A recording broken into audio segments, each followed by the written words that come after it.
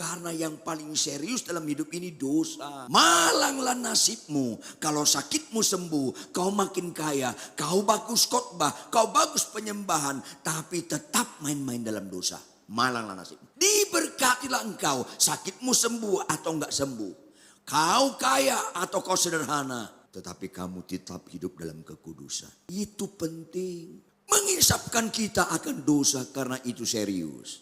Yang kedua, mengisapkan kita akan kebenaran karena itu paling bernilai. Mujizat di atas segala mujizat adalah kalau kita dilihat Tuhan hidup dalam kebenaran. Tidak ada mujizat lebih indah daripada itu. Jangan doa puasa supaya sakit sembuh. Tapi doa puasalah supaya kita dimanapun, kapanpun, kejadian paling sulit pun tetap dalam pertolongan Roh Kudus. Hidup dalam kebenaran.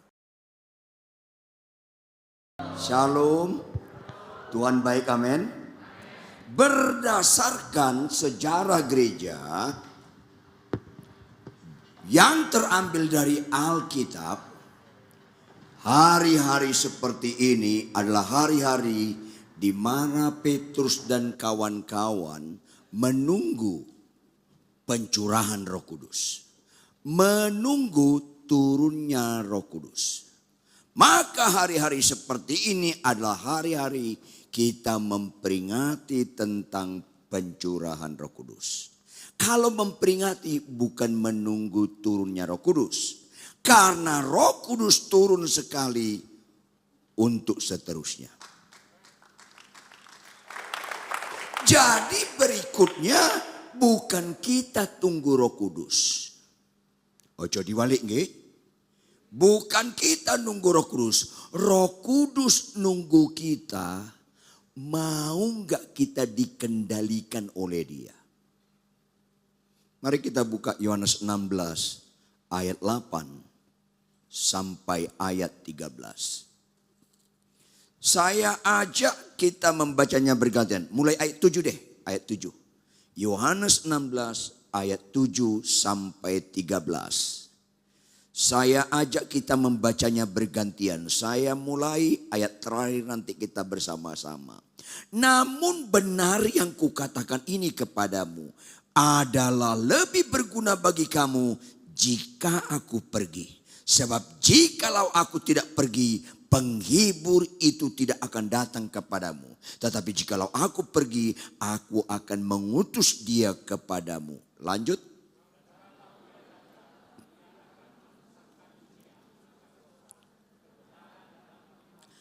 Akan dosa karena mereka tetap tidak percaya kepadaku.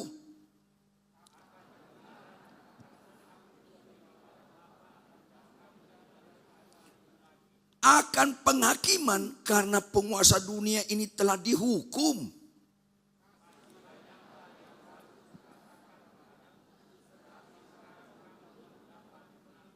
Kita sama-sama, tetapi apabila dia datang, yaitu Roh kebenaran, Ia akan memimpin kamu ke dalam seluruh kebenaran. Sebab Ia tidak akan berkata-kata dari dirinya sendiri, tetapi segala sesuatu yang didengarnya, itulah yang akan dikatakannya. Dan Ia akan memberitakan kepadamu hal-hal yang akan datang. Catat baik-baik Bapak Ibu jemaat sekalian. Saya membutuhkan konsentrasi Anda sedikit ekstra untuk mendengarkan firman ini. Mulai dari ayat 13. Tampilkan lagi operator. Ayat 13. Tetapi apabila Ia datang. Siapa Ia di sini? Roh Kudus. Yaitu Roh kebenaran. Tujuannya apa? Ia akan memimpin kamu, lanjut, seluruh kebenaran. Ciri utama Kristen bukan sakit sembuh. Catat baik-baik. Jangan pura-pura nggak dengar khotbah ini. Ciri utama Kristen bukan sakit sembuh. Jangan ada di antara kita anti kesembuhan. Karena Alkitab mencatat ada kesembuhan. Katakan amin. Tapi kesembuhan bukan ciri utama Kristen. Hidup benar itu ciri utama Kristen. Katakan amin. Tepuk tangan. Yes. 10 orang sakit kusta, tolong jawab. 10 orang sakit kusta datang ke Tuhan Yesus atau ke dukun? Lebih keras. Berapa mereka percaya Yesus sanggup menyembuhkan mereka? Semua, ojo lali. Semua mereka percaya Yesus sanggup menyembuhkan mereka. Lanjut, berapa yang sembuh? Semua sembuh Bapak Ibu. Berapa yang menyenangkan Tuhan? Karena apa? Karena sakit sembuh tidak pernah menyenangkan Tuhan. Kalau enggak dilanjutkan dengan bertobat. Karena Alkitab kita jelas. Jika satu orang saja bertobat, maka seisi surga bersorak-sorai. Apa setelah tepuk tangan? Bertobat loh. Jangan gagal fokus. Maka orang Kristen dipimpin Roh Kudus nggak boleh sekedar percaya. Ulangi, nggak boleh sekedar apa? Nggak boleh sekedar percaya. Harus berubah dengan mempercayakan diri. 10 orang sakit kusta semuanya percaya, tapi satu yang mempercayakan diri. Supaya apa? Dengar baik-baik. Supaya apa? Supaya kita menikmati pimpinan Roh Kudus untuk hidup dalam seluruh kebenaran. Maka puncak orang Kristen bukan sekedar mempercayakan diri, tetapi menjadi orang kepercayaan Kristus. Itu puncak kekristenan. Menjadi apa?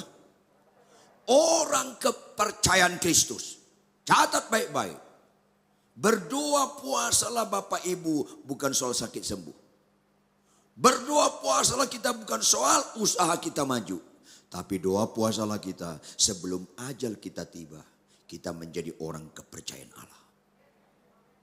Ini mujizat di atas segala mujizat. Ini penting sekali. Makanya Bapak Ibu lihat ayat 7, ayat 7, ayat 7, ayat 7. Namun benar yang kukatakan ini kepadamu adalah lebih berguna bagi kamu jika aku pergi. Sebab jikalau aku tidak pergi, penghibur itu tidak akan datang kepadamu. Ketika Yesus ngomong demikian, mereka sedih. Lebih senang kalau Yesus jangan pergi, ada bersama mereka. Karena apa? Karena mereka masih berorientasi kepada kesementaraan. Jangan lupa Bapak Ibu jemaat sekalian, semua yang kelihatan itu kesementaraan. Yang gak kelihatan itu kekal. 2 Korintus 4 ayat 18. Yang kelihatan itu sementara, yang gak kelihatan itu kekal. Lumpuh berjalan kelihatan gak? Kelihatan. Buta celik kelihatan gak? Kelihatan. Orang sakit kanker sembuh kelihatan. Tapi tidak ada unsur kekekalan di balik kesembuhan. Jawab Bapak Ibu, kalau orang sakit kanker umurnya 2 bulan lagi, umurnya berapa bulan lagi? Bisa nggak Tuhan sembuhkan? Lebih keras dong. Bisa. Oleh biru-biru sembuh dia. Berarti batal nggak kematiannya? Yang bilang batal sesat. Nggak batal tapi ditunda. Ngerti? Ada nggak orang sakit kanker sembuh terus nggak mati-mati lagi selama-lamanya? Ada nggak? Tetap mati lagi nggak? Kenapa? Karena kesembuhan nggak ada unsur kekekalan. Makanya ketika ada ibu-ibu datang ke saya, Salam Pendeta Rituan, salam. Bapak masih ingat saya lupa. 5 tahun yang lalu sepupu saya bawa bapak ke rumah sakit Darmais, saya sakit jantung parah, sakit kanker parah. Kata dokter umur saya 2 bulan lagi. Terus bapak tegur dosa saya. Singkat cerita saya bertobat lahir baru. Saya dijamah oleh Tuhan. Akhirnya saya sembuh. Oh ya? Iya Pak Pendeta, kapan kejadiannya? 5 tahun yang lalu. Kapan periksa terakhir? 6 bulan yang lalu. Apa hasilnya? Saya sudah bersih dari kanker. Puji Tuhan. Tapi belum selesai. Lantas bilang, berarti ibu sudah sembuh? Sudah Pak Pendeta. Saya bilang apa? Tapi jangan lupa ibu. Ibu tetap bisa mati lagi. Kasih tahu. Kaget dia. Loh kok gitu Pak Pendeta? Bukan kok gitu. Memang gitu. Jadi gimana Pak Pendeta? Berikan dirimu, jangan sekedar percaya kau sembuh. Percayakan hidupmu dikendalikan oleh Roh Kudus. Supaya tujuan utama Yesus mati di kayu salib. Tujuan utama Yesus bangkit dari maut. Hai maut, di manakah sengatmu? Sengat maut ialah dosa sudah ditelan oleh kemenangan Kristus. Supaya tujuan utama Yesus naik ke surga. Kita menjadi surat-surat yang terbuka. Hidupku bukan aku lagi, melainkan Kristus dalamku. Sehingga orang bisa membaca dan makin banyak lutut bertelut dan mulut mengaku Yesus satu-satunya Tuhan. Tepuk tangan. Yes. Tetapi dengar ibu-ibu, bapak-bapak jemaat sekalian. Lihat lagi ayat 7. Tuhan langsung memperkenalkan Roh Kudus. Sebab jikalau aku tidak pergi, penghibur itu tidak. Waduh. Kenapa Roh Kudus itu diperkenalkan pertama kali istilah penghibur? Catat baik-baik Bapak Ibu. Ketika kita bertobat lahir baru. Jawab, kita ikut Yesus atau Yesus ikut kita? Yang keras. Catat baik-baik Bapak Ibu jemaat sekalian. Arti ikut Yesus, taat melakukan perintahnya. Ulangi, arti ikut Yesus, taat melakukan perintahnya. Perhatikan, Yesus yang kita ikuti jauh lebih banyak gak cocok dengan kita daripada cocok. Dunia yang kita tinggalkan jauh lebih banyak cocok dengan kita daripada gak cocok. Anda diam, nyambung gak sih? Ada gak perintah Tuhan jika ditampar pipi kiri kasih pipi kanan? Ada gak? Cocok gak? Enggak. Jangan pura-pura gak ngerti loh. Gak cocok. Paling cocok apa? Jika ditampar pipi kiri kasih tangan kiri nangkis, masukkan tangan kanan. Itu cocok sekali. Jangan pura-pura gak ngerti lah. Paling cocok kita balaslah kejahatan dengan kejahatan. Lebih baik lu dari gua. Kalau saya dulu gak begitu. Balaslah kejahatan dengan lebih jahat lagi. Puas hatiku. Begitu membalas kejahatan dengan kejahatan kurang puas. Begitu membalas kejahatan dengan diam menderita saya. Begitu membalas kejahatan dengan kebaikan. Hidupku bukan aku lagi, melainkan Kristus dalamku. Proses mencapai itu ada penderitaan karena harus sangkal diri. Padahal aslinya kita tidak punya mental sangkal diri. Aslinya kita punya mental bela diri. Jangan pura-pura gak ngerti lah. Nyambung gak sih? Ya nyambung lah, orang Anda yang saya maksud. Iya. Makanya jangan lihat rohani orang waktu khotbah. Gampang sekali rohani waktu khotbah. Jangan lihat rohani orang ketika jadi singers atau worship leaders. Orang pemarah, orang pembohong. Kalau memuji nama Tuhan mukanya semuanya rohani. Jangan ada dusta di antara kita lah. Lihatlah rohani orang ketika mengalami kejadian-kejadian yang gak cocok, yang menyakitkan, yang gak mengalami ketidakadilan, fitnah. Sangkal diri gak? Makanya selalu saya bilang, jangan lihat rohani saya ketika khotbah. Kalau Anda mau lihat rohani saya, tinggallah di rumah saya 6 bulan atau lebih. Nggak bayar. Terutama lihat ketika Anda tinggal di rumah saya. Lihat ketika istri saya kurang hemat berkata-kata. Tahu kurang hemat? Boros. Ada sangkal diri nggak saya? Itu ukuran rohani. Khotbah bagus tidak representatif rohani. Penyembahan dengan cara angkat tangan gemetar-gemetar tidak representatif rohani. Ada pendeta asal khotbah gemetar-gemetar, tapi dia bawa mobil, dipepet orang, dia pepet balik. Dipepet lagi, dia pepet balik sampai orang gemetar-gemetar. Dipepet lagi, dia pepet lagi dengan keras. Lawannya naik trotoar, puas dia. Mampus lu katanya. Padahal di belakang mobilnya ada stiker. Tulisannya Yesus Kristus Jurumudiku. Kenapa lu ketawa? Karena nyambung. Karena maksud saya lu. Bertobat lu. Kalau menyembah gemetar-gemetar, Anda pulang dari ibadah naik motor lawan arah, orang lain gemetar sama lu, kan lu kesurupan. Tolong tersinggung, berarti belum mati rasa lu.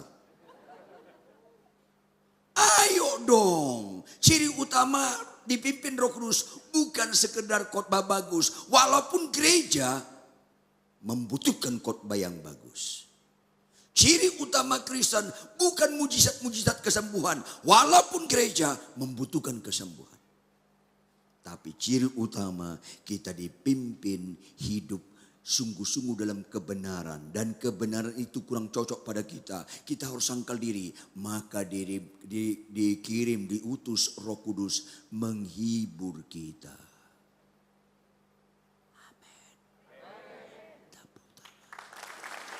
Yes.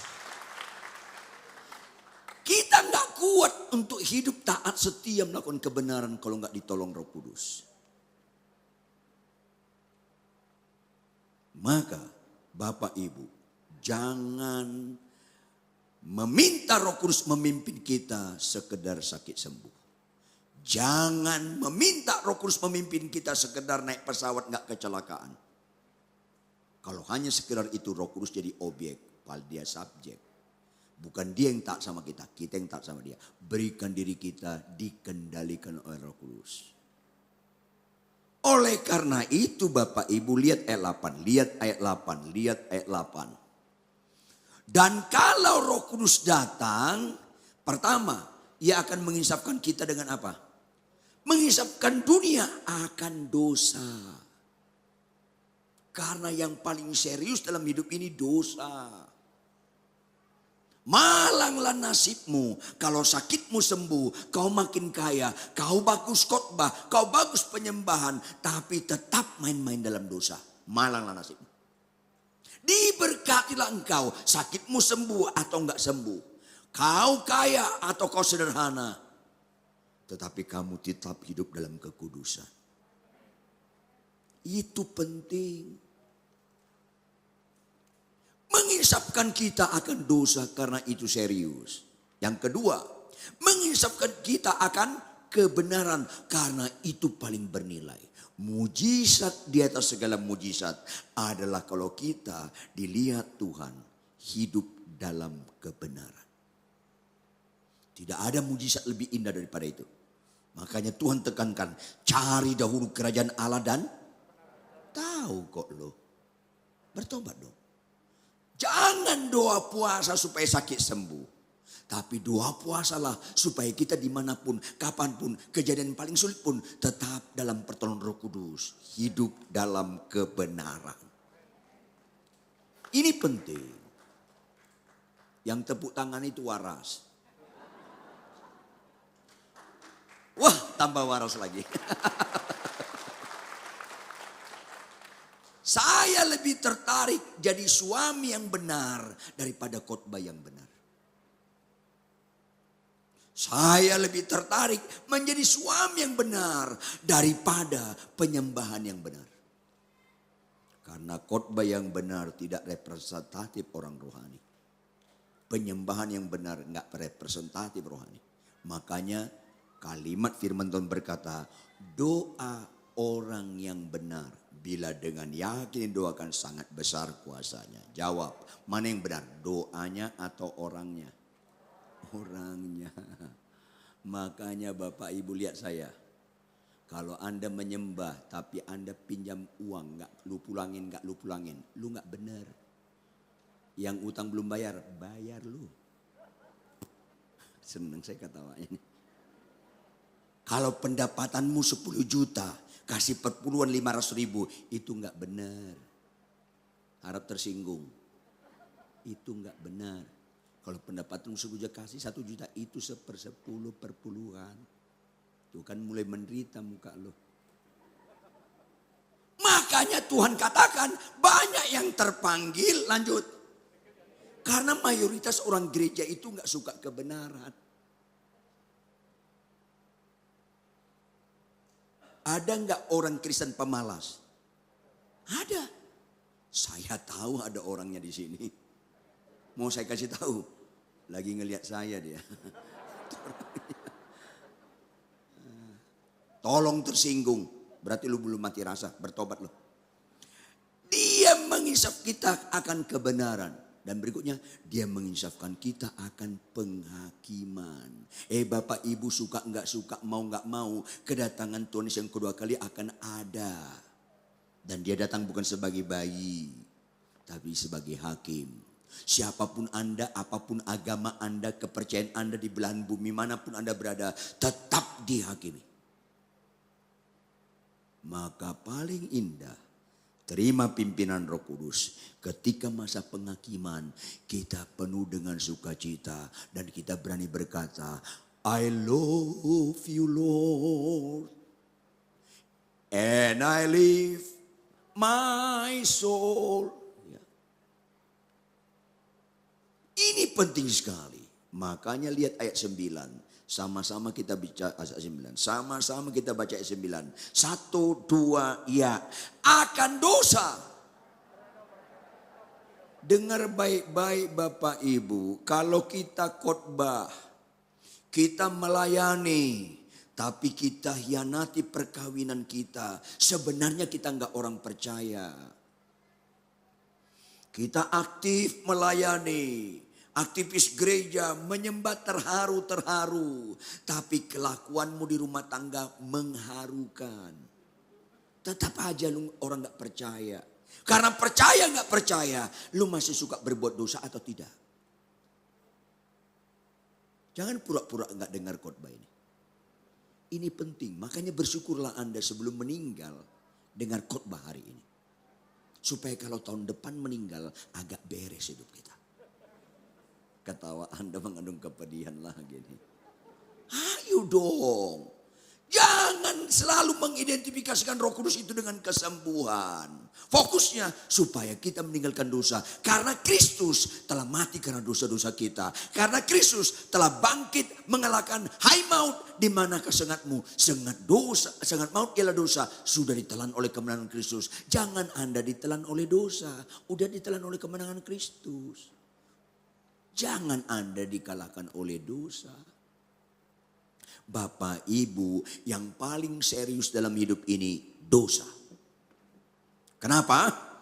Karena lihat dari akibatnya. Contoh, mana lebih serius, kanker atau bisul? Kanker. Kenapa? Akibatnya. Kanker bisa mati, bisul enggak. Paling cenut-cenut sakit kepala, meletus sembuh. Pengalaman pribadi.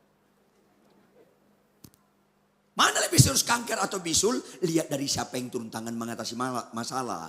Kalau kanker harus minimal 2 dokter spesialis menanganinya. Kalau bisul gak usah datang ke dokter deh. Tunggu aja di rumah. Nanti dia makin bengkak. Nanti kebiru-biruan udah matang meletus sembuh. Siapa yang turun tangan mengatasi masalah itu menunjukkan serius tidaknya. Jawab, mana lebih serius, dosa atau kanker? Kenapa? Akibatnya upah dosa maut bukan upah kanker maut. Ada nggak orang sakit kanker didoakan nggak sembuh, mati masuk surga? Ada nggak? Ada, yang penting dia bertobat. Sebaliknya, ada nggak orang sakit kanker didoakan sembuh, mati masuk neraka? Ada, karena dia tidak bertobat. Dosa lebih serius daripada kanker. Jadi nggak usah doa puasa supaya sakit sembuh. Doa puasa lah supaya jangan kita berbuat dosa lagi. Tuh nggak ada amin kalau khotbah begini. Amin berikutnya itu nggak spontan, latah. Tolong tersinggung. Dosa itu lebih serius. Karena dosa nggak bisa turun tangan dokter spesialis. Siapa yang turun tangan? Jawab dengan keras. Lebih keras. Lebih teriak. Tuhan Yesus, joy to the world. Kesukaan besar bagi seluruh bangsa. Yesus menyelamatkan kita dari dosa. Itu yang paling serius. Tepuk tangan yang keras lawan. Saya sentuh nalar Anda supaya Anda mengerti dan menikmati pimpinan Roh Kudus. Jawab. Dari segala penyakit yang paling serius itu kanker. Kalau kena kanker, sebaiknya ketahuan sejak awal atau akhir? Awal, supaya tertolong loh. Konsekuensi kita memandang sesuatu yang serius, sebaiknya ketahuan sejak awal. Apalagi dosa. Jangan punya hikmat setan, kau berbuat dosa, mampu kau gak ketahuan. Itu ngeri sekali.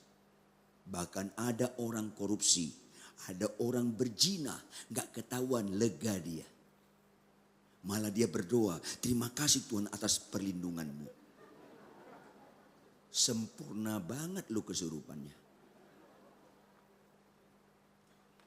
Kalau berbuat dosa, tolong langsung ketahuan. Bila perlu sedikit dipermalukan. Supaya kejadian yang gak nyaman itu melatih ulang bagi kita yang dablek ini. Bahwa kita gak pernah cocok dengan dosa. Gak ada amin lagi. Ngelawan muka lo. Lihat. Lebih mujizat ketahuan berbuat dosa daripada sakit sembuh. Karena sakit sembuh tidak identik dengan bertobat. Berbuat dosa langsung ketahuan, membuat kita malu, kita bisa bertobat. Misalnya ada bapak-bapak niat selingkuh. Tahu selingkuh? Berhubungan sama kuntilanak. Dia janjian sama seorang wanita di depan Tunjungan Plaza. Dia jemput, dia bawa ke Batu Malang untuk berzina. Sampai di hotel di Batu Malang, dia parkir, dia gandeng si wanita teman selingkuhannya ini ke lobi hotel pesan kamar. Lagi mesen kamar. Ketemu ibu mertuanya. Mujizat enggak? Itu mujizat. Anda ngomongnya enggak sungguh-sungguh. Mujizat. Sambil sedih. Karena banyak orang Kristen berbuat dosa ketahuan. Sial. Memang masih kesetanan loh kalau begitu. Makanya kalau berbuat dosa, sebelum berbuat dosa langsung ketahuan. Amin amin tuh terima kasih Tuhan. Itu Kristen yang benar. Makanya doa yang indah dalam diri orang Kristen yang percaya kepada Yesus dengan dipimpin Roh Kudus. Doanya demikian, saya ajarkan Anda. Tuhan, melalui upah dosa maut, aku ngerti dosa itu keji. Sampai Kristus mati di kayu salib, dosa itu sangat menjijikkan dan keji. Sampai kau kirimkan Roh Kudus mengisapkan aku dosa. Karena yang serius itu dosa. Oleh karena itu Tuhan, dengan kuasa Roh Kudus, tolong aku jangan berbuat dosa lagi. Itu Kristus. Tetapi tetap buka kemungkinan, bukan konteks excuse. Tetap buka kemungkinan. Tetapi Tuhan, kalau sampai saya berbuat dosa dalam nama Yesus, tolong langsung ketahuan. Bila perlu sedikit dipermalukan. Supaya ada kejadian yang gak nyaman. Memberikan pelajaran bagi saya bahwa saya gak pernah cocok dengan dosa. Itu doa yang bagus. Tuh gak ada amin lagi. Amin lu latah. Ini penting sekali. Kok banyak orang berbuat dosa gak ketahuan merasa selamat. Terbalik justru mau binasa loh. Kalau gak percaya Anda matilah nanti malam tanya sama Tuhan Yesus. Pasti benar yang saya ucapkan ini. Puji Tuhan kalau bisa bangkit lagi loh. Ini penting, khotbahlah kebenaran walaupun gak disukai. Khotbahlah kebenaran walaupun gak diundang lagi. Maka yang kedua, Roh Kudus mengisapkan kita akan kebenaran, bukan hanya dosa. Akan kebenaran, supaya kita bertobat lahir baru, supaya hidup benar. Maka ciri utama Kristen, hidup benar. Cari dahulu kerajaan Allah dan bukan kesembuhannya, bukan kelimpahan harta benda, kebenarannya. Lihat ayat 10, sama-sama kita baca ayat 10. 1, 2, ya akan kebenaran.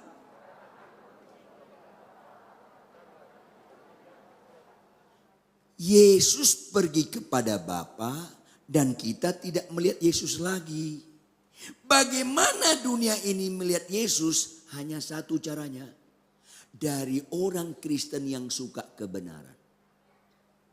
Kalau orang Kristen suka khotbah, hidupnya gak benar, itu batu sandungan. Kalau Kristen penyembahan terharu-terharu, tapi kalau kau bawa motor mengharukan, itu batu sandungan. Karena Yesus naik ke surga, siapa yang dipakai Tuhan Yesus untuk menyatakan dirinya? Kita bait Allah. Ulangi, kita apa? Supaya melalui hidup kita yang diproses. Aku makin berkurang, Yesus makin bertambah. Aku makin berkurang, Yesus makin bertambah. Sampai gak berkurang lagi. Hidupku bukan aku lagi, melainkan Kristus dalamku. Karena kita hidup seperti Kristus, hidup dalam kebenaran. Maka kita menjadi surat-surat yang terbuka, yang bisa dibaca orang lain. Sehingga makin banyak lutut bertelut dan mulut mengaku, Yesus Tuhan. Tepuk tangan yang keras. Sehingga gak boleh lagi ada kursi kosong. Harus tambah pada minggu depan. Orang jiwa-jiwa harus dipenuhi itu. Ngapain kursi kosong gak ada diduduki? Dan itu tanggung jawab kita semua. Yang setuju katakan amin. Jadilah orang yang benar karena itu kesaksian yang indah. Tapi memang itu gak instan. Bisa gagal, ulangi. Bisa gagal, ulangi. Makanya ada lagu, ku tak akan menyerah. Lanjut. Jangan bohong lo. Orang Kristen yang suka kebenaran harus tahan banting. Hai suami, kasihlah istrimu. Pak pendeta, istriku cerewet. Halo bapak. Kita mengasihi istri kita nggak ada kaitan dengan kelakuan istri kita. Kita mengasihi istri kita karena kita membangun ketaatan kepada Kristus yang sudah menebus kita sehingga kita bukan kepunyaan kita lagi, kepunyaan Dia. Hai istri, tunduklah pada suamimu. Enak aja. Kenapa? Suamiku kasar.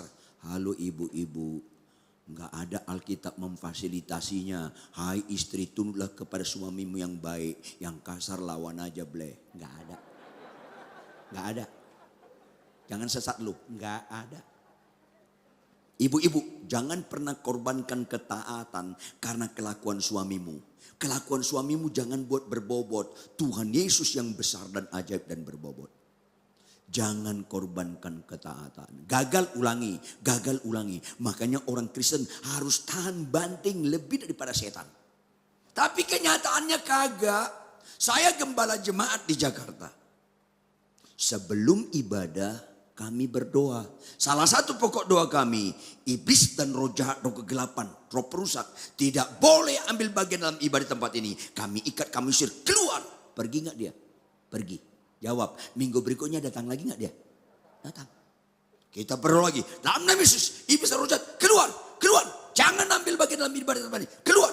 Pergi. Minggu berikutnya datang lagi gak? Datang. Lain dengan jemaat. Kalau ada jemaat saya lihat, kamu keluar, pergi. Pergi dari ibadah tempat ini, pergi. Minggu depan datang lagi ya? Enggak. Saya takut setan lebih cocok daripada lo menyanyikan lagu. Ku tak akan lebih cocok dari lo. Ketawa nyambung gak sih? Ya nyambung lah, orang lo yang saya maksud. Saya peringatkan Bapak Ibu. Kalau engkau suka dipimpin Roh Kudus, jangan pernah menyerah. taat setia sampai mati. Mau dimulai dalam perkawinan. Kalau istri kita bapak-bapak ngomong, tahu nggak Pak? Aku nyesal karena sama lo. Bilang sama istrimu, Ma, aku nggak nyesal karena sama lo. Papa jelek, Mama cantik. Biarkan dia solo karir. Jangan duet. Gak usah ketawa, bertobat aja lah. Balaslah kejahatan dengan bohong lu. Ini penting sekali membuktikan kita dipimpin Roh Kudus. Gak pernah menyerah. Konflik apapun gak pernah menyerah. Tetap bilang, aku sayang sama istriku. Nanti malam Bapak Ibu, lihat saya yang sudah menikah, lihat saya. Nanti malam kalian tidur masih satu kamar kan? Udah pisah. Lu kesurupan. Nanti malam kau tidur gak mungkin tidurnya serempak. Gak mungkin. Sesama biskota boleh saling mendahului. Kalau istrimu duluan tidur bapak-bapak. Atau suamimu duluan tidur ibu-ibu. Tolong kau berlutut dekat dia. Nanti malam, jangan besok, jangan minggu depan. Nanti malam. Praktek langsung. Tatap istrimu atau suamimu yang sudah tidur. Mungkin dia full ngorok. Tatap 30 detik. Terus angkat wajahmu di hadapan Tuhan.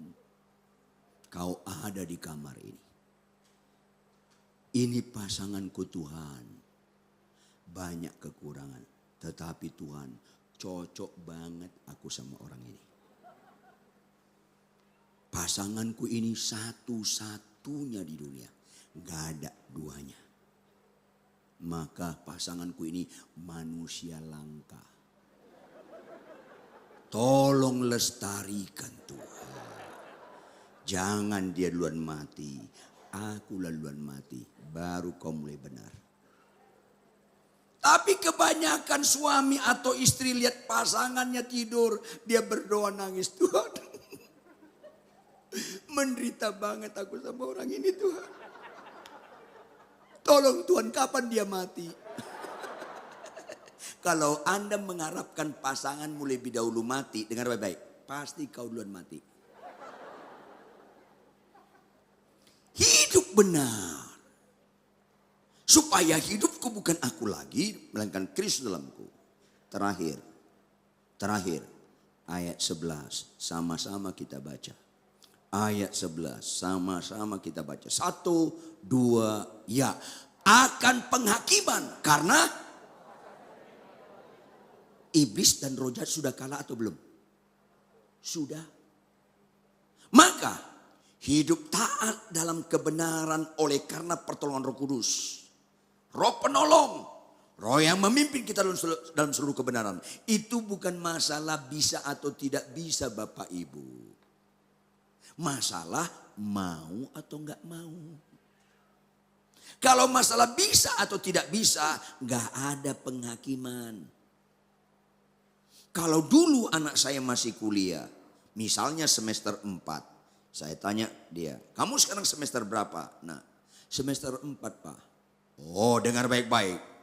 Semester 5 beli apartemen untuk Papa di pusat Jakarta Jalan Tamrin. Dia bilang, waduh gak bisa dong Pak. Beli, gak bisa Pak. Papa hukum kamu. Itu Bapak kesurupan. Kalau gak bisa jangan hukum dong. Kalau gak mau baru bisa dihukum. Nah, semester ini tidak boleh ada satu mata kuliah gak lulus. Gak bisa Pak, gak bisa.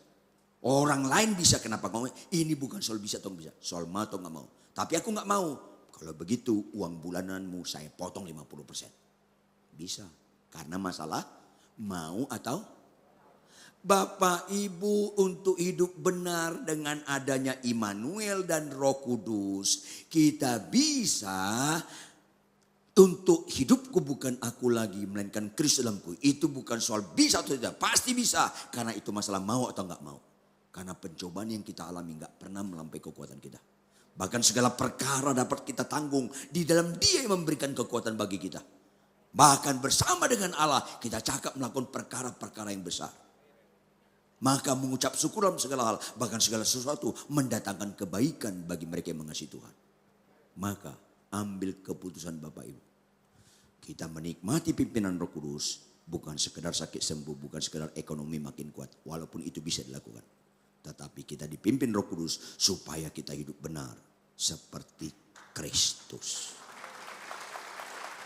Bangkit berdiri, tepuk tangan lebih keras lagi. Pemain musik maju ke depan. Jadikan lagu ini untuk kita taat dan setia, supaya hidup kita menikmati pimpinan Roh Kudus. Selidiki aku, lihat hatiku,